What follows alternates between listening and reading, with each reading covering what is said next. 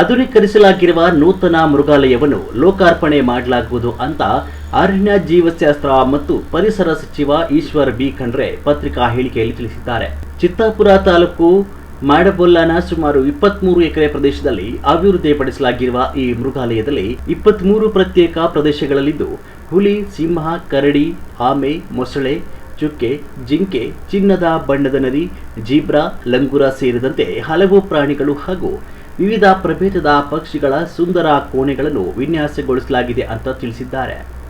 ಚಿತ್ತಾಪುರದ ಶಾಸಕ ಹಾಗೂ ಪಂಚಾಯಿತಿ ರಾಜ್ ಸಚಿವ ಪ್ರಿಯಾಂಕ ಖರ್ಗೆ ಅವರು ಈ ಮೃಗಾಲಯದ ಅಭಿವೃದ್ಧಿಗೆ ಆಸಕ್ತಿಯಿಂದ ಶ್ರಮಿಸಿದ್ದು, ಈ ಮೃಗಾಲಯ ನಿರ್ಮಾಣಕ್ಕೆ ಕಲ್ಯಾಣ ಕರ್ನಾಟಕ ಪ್ರದೇಶ ಅಭಿವೃದ್ಧಿ ಮಂಡಳಿಯಿಂದ 27.61 ಕೋಟಿ ರೂಪಾಯಿ, ಕರ್ನಾಟಕ ಮೃಗಾಲಯ ಪ್ರಾಧಿಕಾರದಿಂದ 6 ಕೋಟಿ ರೂಪಾಯಿ ಒದಗಿಸಲಾಗಿದೆ.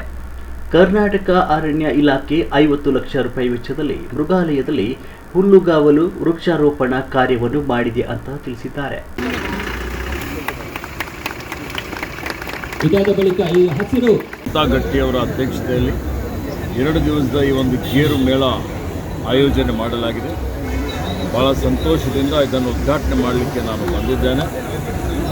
ಇವತ್ತು ಕರಾವಳಿ ಭಾಗದಲ್ಲಿ ವಾಣಿಜ್ಯ ಬೆಳೆ ಅಂತ ಹೇಳಿದರೆ ಗೇರು ಉತ್ಪಾದನೆ, ಗೇರು ಬೆಳೆ. ಇತ್ತೀಚಿನ ದಿನಗಳಲ್ಲಿ ಗೇರು, ಗೋಡಂಬಿ ಉತ್ಪಾದನೆ ದಿನೇ ದಿನೇ ಕುಸಿತಾ ಇದೆ. ನಮ್ಮ ದೇಶದಲ್ಲಿ ಭಾಳಷ್ಟು ಬೇಡಿಕೆ ಇದೆ. ಬೇಡಿಕೆಗೆ ಅನುಗುಣವಾಗಿ ಇವತ್ತು ಗೇರು ಉತ್ಪಾದನೆ ಮಾಡಲಿಕ್ಕೆ ಆಗ್ತಾ ಇಲ್ಲ. ಅನೇಕ ಕಾರಣಗಳಿದ್ದಾವೆ.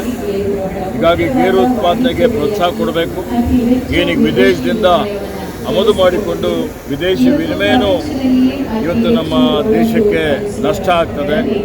ಆ ದೃಷ್ಟಿಯಿಂದ ಇದಕ್ಕೆ ಈ ನಮ್ಮ ನಿಗಮದ ವತಿಯಿಂದ ಉತ್ತೇಜನ ಕೊಡಬೇಕು, ಪ್ರೋತ್ಸಾಹ ಕೊಡಬೇಕು ಅಂತ ಹೇಳಿ ಗೇರು ಮೇಳದ ಮುಖಾಂತರ ಗೇರು ಬೆಳೆಗಾರರಿಗೆ ಆಧುನಿಕ ಪದ್ಧತಿಯಲ್ಲಿ ಗೇರು ಯಾವ ರೀತಿಯಲ್ಲಿ ಬೆಳಿಬೇಕು,